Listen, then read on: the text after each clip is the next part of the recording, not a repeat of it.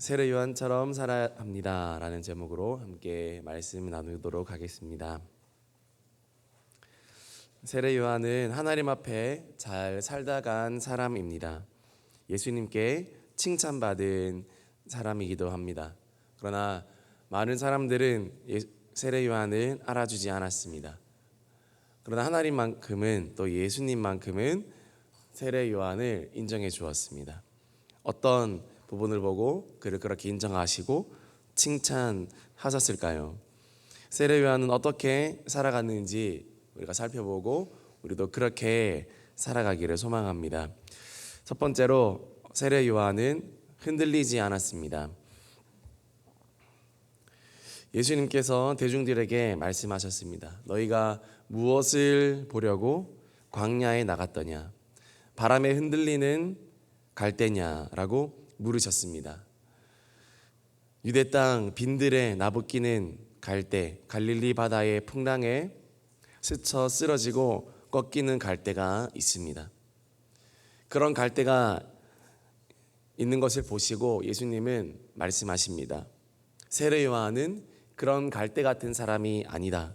그는 정말 꼿꼿한 사람이었다. 그는 정말 하나님 앞에 올바른 사람이었다.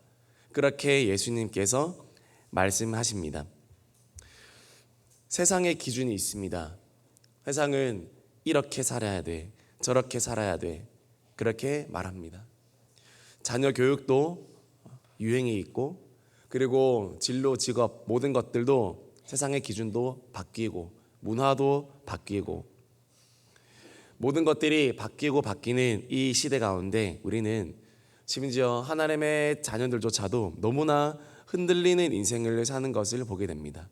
하나님의 가치관, 말씀의 가치관, 성경의 가치관이 있음에도 불구하고 세상이 주는 기준에 너무나 쉽게 흔들리는 하나님의 자녀들을 볼 때에 마음이 아파옵니다. 예수님께서도 동일하셨을 것입니다. 그런 시대에 정말 흔들리지 않고 서 있는 그런 세례 요한을 보고 예수님께서는 칭찬하신 것입니다. 예수님의 이 말씀은 당시 유대 사회의 각계 각층의 모든 사람들에게 한 말씀입니다. 광야에 나부끼는 갈대 같은 유대 민중들에게 이리 갔다가 저리 갔다가 얼마나 흔들렸습니까? 처음에는 예수님을 좋아라 했다가 예수님이 좋은 것 주면 좋고, 그러나 뭔가 틀어지고 맞지 않으면 예수님이 싫어지고, 그리고 결국은 예수님을 죽이기까지 한 그런 유대 사람들, 정말 갈대 같은 사람들이었습니다. 그런 사람들에게 세례 요한을 잘 보고 배우라는 것입니다. 어떻게 살아야 되는지. 세례 요한은 영적인 지조가 있었습니다. 하나님 앞에서의 사명과 부르심이 그는 충만했습니다. 이사야 말씀을 보면 심지가 견고한 자를 평강에 이르도록 지키겠다 하신 말씀이 있습니다. 심지가 견고한 사람이라는 것은 하나님 앞에 마음이 한결같다라는 것입니다. 하나님 앞에 내가 끝까지 간다라는 것입니다. CCM 그 찬양 중에 사명선이라는 그런 찬양이 있습니다. 나는 죽어도 간다. 죽어도 항해를 끝까지 한다. 그런 가사가 있습니다. 아무리 파도가 치고 물결이 일렁이고 어려움이 있다 하더라도 내가 가야 할 길을 나는 끝까지 가겠다. 그것이 그 사명선이라는 그 CCM 가사의 그 내용입니다. 우리는 이러한 각오가 있어야 되는 것입니다. 세례 요한은 광야에서 살다가 광야에서 죽기로 그는 결심한 사람이었습니다. 왜요?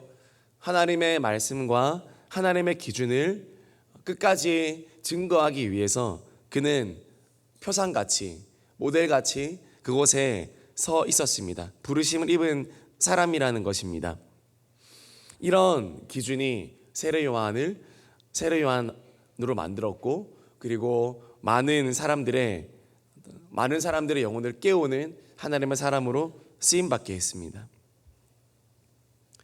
옛날 사람들은 결혼식을 올릴 때 서약의 상징으로 대나무를 꽂아놓고 또 오리를 주고 받았다고 합니다. 오리는 부부간의 금실과 애정을 상징하고 대나무는 변하지 않는 것을 상징합니다. 부부간의 애정과 지조가 변치 않기를 바라는 마음에서 비롯된 풍속이라고 합니다. 우리의 신앙생활도 마찬가지입니다. 우리도 주님을 변함없이 섬겨야 되고 변함없이 주님을 사랑하는 우리의 영혼이 되어야 될 줄 믿습니다. 우리의 믿음을 약하게 만들고 주님을 향한 우리의 사랑을 쉽게 만드는 것이 무엇입니까? 그것이 있다면 우리 삶에서 정리하기를 소망합니다. 주님은 항상 내 삶의 최우선 순위로 놓고 주님을 사랑하기를 힘쓰기를 소망합니다.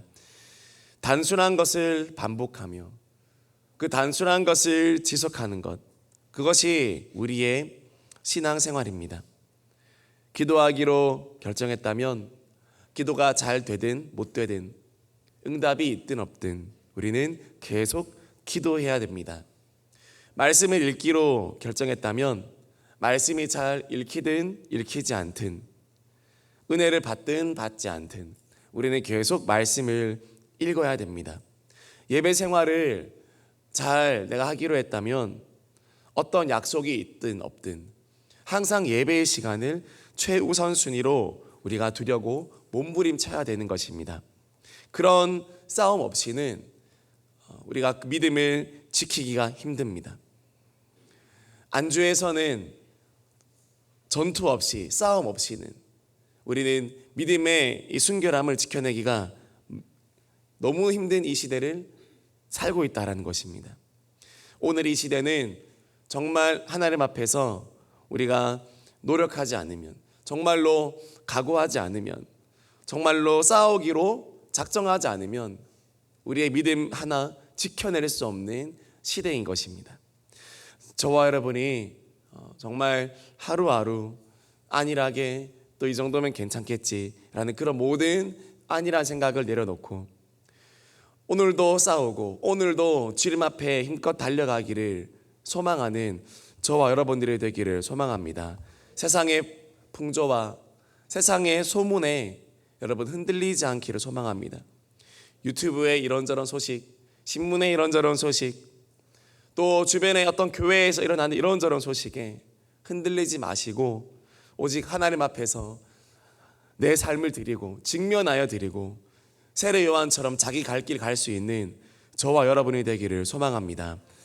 야고보서 1장 6절에서 8절 말씀 우리 같이 읽겠습니다. 오직 믿음으로 구하고 조금도 의심하지 말라. 의심하는 자는 마치 바람에 밀려 요동하는 바다 물결 같으니 이런 사람은 무엇이든지 주께 얻기를 생각하지 말라. 두 마음을 품어 모든 일에 정함이 없는 자로다. 오직 믿음으로 구하고 조금도 의심하지 말라 했습니다. 의심하는 자는 바람에 밀려 요동하는 바다 물결이라 했습니다. 바람에 밀려 요동하는 바다 물결은 많이 일렁이고 폭풍우가 치는 것처럼 보이지만 실상은 그 자리에서만 왔다 갔다 하는 것입니다. 흔들의자를 아시죠? 흔들의자에 앉아서 우리가 열심히 앞뒤로 흔들어 보십시오.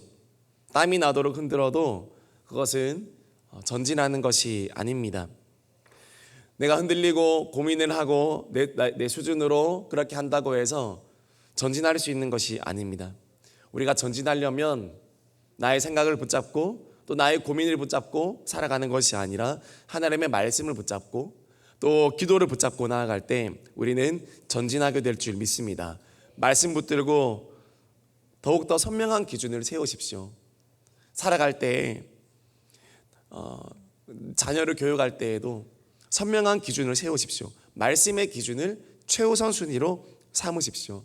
다른 거 어떤 기준이 아니라 오직 말씀의 기준이 먼저 우리 삶의 우리 가정의 기준이 되도록 우리 아이들에게도 가르치시고 우리 아이들에게도 먼저 그 본된 모습을 보여주십시오.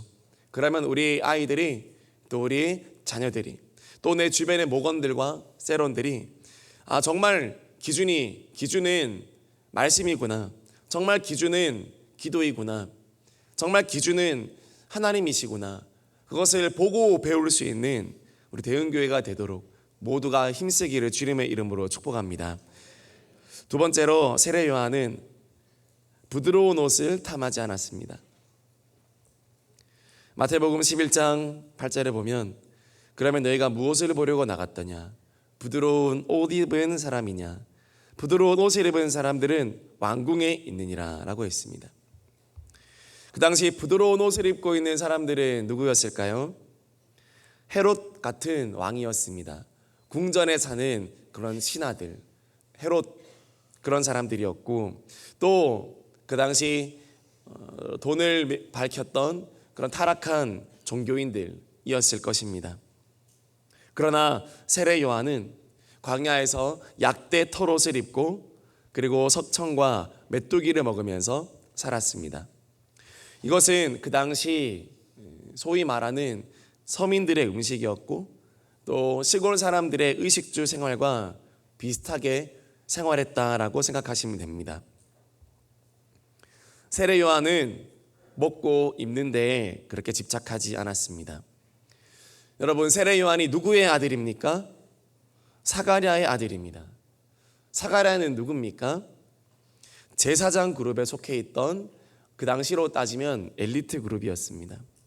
어떻게 보면 부요한 가문이었습니다. 세례 요한은 충분히 아버지의 그 종교적인 권력을 등에 입고 그도 사람들과 많은 대중들에게 존경받고 인정받는 그런 자리에 갈 수 있었고, 그리고 먹고 입는 것들도 또 집도 좋은 곳에 살면서 좋은 것들을 누리면서 상류 가정의 독자로서 그는 살아갈 수 있었습니다. 그러나 세례 요한은 여러분 그렇게 안일한 생활을 다 내려놓고 광야로 나가기로 자처했습니다. 그는 부드러운 옷을 탐하지 않았습니다. 이것을 본 그 사가랴의 마음이 어떠했을까요? 기록에는 나와 있지 않습니다. 그러나 세례 요한은 그것을 신경 쓰지 않고 내게 중요한 것은 부드러운 옷이 아니라 하나님의 사명을 감당하기 위해 입어야 되는 옷이다. 세례 요한은 그렇게 마음을 먹었습니다. 마태복음 6장 25절의 말씀을 세례 요한은 그대로 실천했습니다. 그러므로 내가 너희에게 이르노니 목숨을 위하여 무엇을 먹을까? 무엇을 마실까? 몸을 위하여 무엇을 입을까? 염려하지 말라. 목숨이 음식보다 중하지 아니하며 몸이 의복보다 중하지 아니하냐. 여러분, 우리는 무슨 옷을 입고 있습니까? 우리는 무엇을 입고 살아갑니까? 부드러운 옷이 없다고 우리가 불평하고 불만하기보다 저와 여러분이 사명자의 옷을 입기를 소망합니다. 여러분, 사명자의 옷은 거칠어야 됩니다. 왜냐하면 사명자는 어디든지 갈 수 있어야 됩니다. 그것이 먼지가 많든 모래바람이 불든 그곳이 어디든지 사명자는 가야 되는 것이기 때문에 사명자의 옷은 거칠어야 됩니다. 누구든 만날 수 있어야 하기 때문에 사명자의 옷은 거칠어야 되고 어떤 일이든 기꺼이 할 수 있어야 하기 때문에 사명자의 옷은 기꺼이 거칠어야 합니다. 주를 위해 먹고 주를 위해 입기를 소망하는 저와 여러분들이 되기를 이 시간 기도합니다. 고린도전서 10장 31절 말씀 우리 같이 읽겠습니다. 그런즉 너희가 먹든지 마시든지 무엇을 하든지 다 하나님의 영광을 위하여 하라. 아멘. 먹든지 마시든지 하나님의 영광을 위하여 하라. 요즘에는 이 먹는 것, 마시는 것, 입는 것 다 나의 영광을 위해서 하는 것입니다. 다 나를 위해서 합니다. 그것을 다 자랑합니다.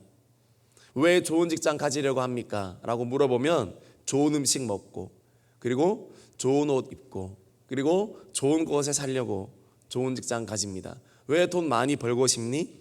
좋은 음식 많이 먹고 그리고 좋은 옷 많이 입기 위해서 그렇게 하려고 돈 많이 벌고 싶어요. 이것이 오늘날 다음 세대의 신앙 고백인 것입니다. 얼마나 안타까운 일입니까? 정말 주님의 영광을 위해서 주님 내가 먹게 하시고 주님 내가 입게 하소서 그것을 결단할 수 있는 우리가 되어야 될 줄 믿습니다. 부드러운 옷을 탐하기보다 주님이 주를 위해서 일할 옷을 우리가 입어야 되는 것입니다. 옷이 아니라 부드러운 옷이 아니라 부드러운 우리 영혼이 되기를 주님의 이름으로 축복합니다.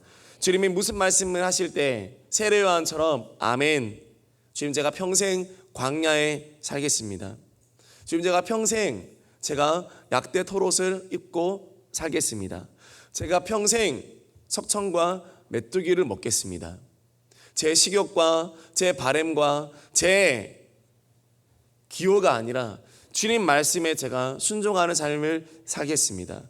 그것이 광야라면 또는 그것이 궁전이라면 그것이 어디든지 간에 주님이 가라 하신 그곳에서 제가 주님이 먹으라 한 음식을 먹고 주님이 만나라고 한 사람들을 만나며 주님이 하라고 하는 일들을 제가 감당하겠습니다. 내가 먹고 싶은 거, 내가 만나고 싶은 사람, 내가 하고 싶은 일이 아니라 하나님이 만나 주고 싶어 하는 사람, 하나님이 입혀주고 싶은 옷, 하나님이 있으라 하시는 그곳에 우리가 순종하며 나아가는 저와 여러분이 될 때 우리는 정말 주님 앞에 칭찬받는 하나님의 사명자가 될 줄 믿습니다. 하나님께 세례 요한처럼 오늘도 민감하게 반응하는 저와 여러분의 영혼이 되기를 주님의 이름으로 축복합니다. 마지막으로 세례 요한은 참다운 선지자였습니다. 구약에 나타난 이스라엘의 많은 선지자들의 특징은 두 가지였습니다. 자기 동족이 타락해 갈 때 하나님의 말씀을 받아서 경고했습니다. 이렇게 살면 안 된다. 똑바로 살아야 된다. 이렇게 끊임없이 경고하는 일, 좋은 소리보다는 좀 속쓰린 말, 찔리는 말, 좀 거슬리는 말을 옆에서 계속 했던 사람, 그 사람이 바로 선지자였고 선지자의 역할이었습니다. 그러나 그보다 더 큰 특징이 있습니다. 두 번째 특징은 바로 예수님의 오심을 준비하고 예언하는 일이었습니다. 그것이 구약의 선지자들의 일이었습니다. 그런 의미에서 세례 요한은 이 구약의 선지자의 사역을 그대로 계승해 왔다라고 봐도 됩니다. 그래서 예수님은 세례 요한을 엘리야라고도 표현하지 않습니까? 구약의 그 선지자의 정신을 그대로 계승했습니다.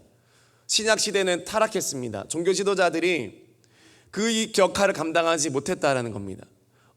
하나님을 위해서 어떻게 살아야 되는지 바른 소리, 쓴소리 하지 못했고 예수님 오신다 다 잊고 살았고 그걸 다 잊으니까 그 어떤 사람들도 천국과 하늘나라 소망하지 아니하고 그냥 눈앞에 보이는 옷과 음식과 쌓여가는 재물만 바라보며 그 당시 살아갔을 때 세례 요한은 그 구약의 선지자들의 사명을 계승해서 다시 한번 외쳤습니다. 회개하라, 천국이 가까이 왔다. 그리고 예수님이 오신다, 그 얘기를 준비하라. 이처럼 세례 요한은 참된 선지자의 계보를 이은 사람이었습니다. 우리 대은교회도 소망합니다. 대은교회 선조들의 또 믿음의 선배들의 신앙을 이처럼 순전히 계승할 수 있는 저와 여러분이 되기를 주님의 이름으로 축복합니다. 우리의 사명이 흐려지지 않고 우리의 사명이 섞여지지 않기를 소망합니다. 분명한 사명을 가지고 시대가 바뀌고 시간이 흘러도 주님 앞에 살아가야 될 삶이 있고 선포해야 될 말씀이 있습니다. 유행 따라서 설교하는 것도 아닙니다. 유행 따라서 교회가 바뀌는 것도 아닙니다. 오직 말씀을 따라서 우리는 선포하고 가르치는 것입니다. 그 기준이 분명히 설 때 그것이 강력한 교회가 되고 그 교회와 성도들에게 하나님의 능력을 부어주시는 것입니다. 요한은 예수님의 오심을 예비하는 선지자의 사명을 다했습니다. 우리 마태복음 3장 11절 말씀 같이 읽겠습니다. 나는 너희로 회개하게 하기 위하여 물로 세례를 베풀거니와 내 뒤에 오시는 이는 나보다 능력이 많으시니 나는 그의 신을 들기도 담당하지 못하겠노라. 그는 성령과 불로 너희에게 세례를 베푸실 것이요. 이것이 세례 요한의 메시지였습니다. 예수님을 맞을 준비를 해라. 회개해라. 깨끗해져라. 예수님의 신부가 될 준비를 해라. 오늘도 저와 여러분이 예수님의 거룩한 신부로 살아가기를 주님의 이름으로 축복합니다. 세례 요한은 예수님을 바로 알았습니다. 제자들보다 더 일찍 바로 알았습니다.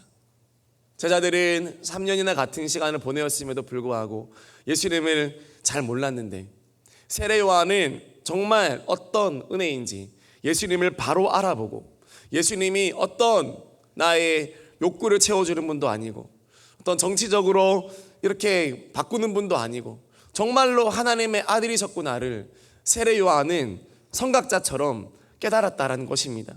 그래서 예수님의 오심을 준비하고 예수님의 길을 준비하는 것이 자신의 사명인 줄 알고 멋지게 예수님을 무대에 올려놓고는 자기는 내려갔습니다. 얼마나 깨끗한 마무리입니까? 얼마나 깨끗한 은퇴입니까? 여러분, 저와 여러분 인생도 이런 은퇴가 되기를 소망합니다.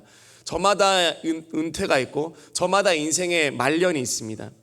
어떻게 마무리돼야 되겠습니까?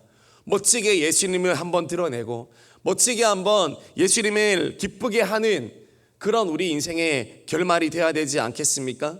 추악한 노후, 정말 추악한 말년, 죄 가운데 무너지는 우리 인생이 아니라 가면 갈수록 예수님이 기뻐하는 우리 인생이 되어야 되지 않겠습니까? 세례 요한은 쉬지 않고 사명을 감당했습니다. 당시 헤롯 왕이 자기의 동생 빌립의 아내 헤로디아를 취하여 아내로 삼은 것을 두고도 세례 요한은 그것을 꾸짖었습니다. 그렇게 살면 안 된다고, 하나님이 기뻐하지 않는다고. 그 일로 말미암아 세례 요한은 어떻게 됩니까? 결국 목이 잘려 순교하게 됩니다. 그는 끝까지 의를 위해 살다가 의를 위해서 죽은 참된 선지자로 살아갔다라는 것입니다.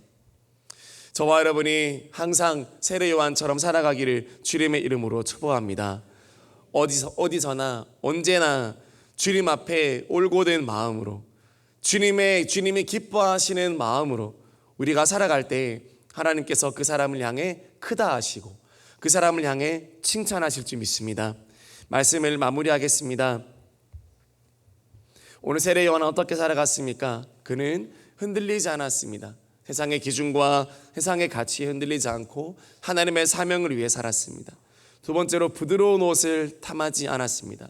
세상에 부드러운 옷을 탐하지 않고 주님을 위해서 기꺼이 거친 옷을 걸쳐 입었습니다. 그리고 그는 참다운 선지자로 살아갔습니다. 멋지게 예수님을 드러내는 인생, 이것이 우리 평생의 소원이어야 되지 않겠습니까? 내 인생 가운데 예수님이 한번 드러날 수 있다면, 내 인생 가운데 예수님이 나를 통해 영광 받으실 수 있다면 우리는 사실 죽어도 여한이 없는 인생이 될 줄 믿습니다. 그것이 우리 인생의 목적이 되십시오. 내가 내 인생 살면서 소위 버킷리스트라는 게 있습니다. 살면서 이건 꼭 해야 된다. 살면서 이 음식은 꼭 먹어봐야 되고 이 나라는 꼭 가봐야 되고 내가 이거는 꼭 해봐야 된다. 그런 버킷리스트가 있습니다. 우리 청년들에게도 있을 것입니다. 그러나 그 1번이 무엇입니까? 우리 버킷리스트 1번, 하나님 내 인생 통해서 주님 한번 영광 받아주시고 예수님 한번 드러나 주십시오. 주님 나를 통해서 교회가 한번 부흥되게 해주십시오. 여러분, 그런 영적인 버킷리스트가 여러분에게 소망이 되기를 주님의 이름으로 축복합니다. 그런 기도 제목을 가지시기를 주님의 이름으로 축복합니다. 그런 원대한 기도, 그런 가치 있는 기도 주님, 우리가 주님께 올려드릴 수 있도록 가치 있는 삶 살아드리는 우리가 될 수 있도록 주님, 이 새벽에도 우리를 긍휼히 여겨 주시옵소서. 세례 요한처럼 살다가는 은혜가 있게 하여 주시옵소서. 기도하는 이 새벽 되기를 소망합니다. 우리 같이 기도하겠습니다.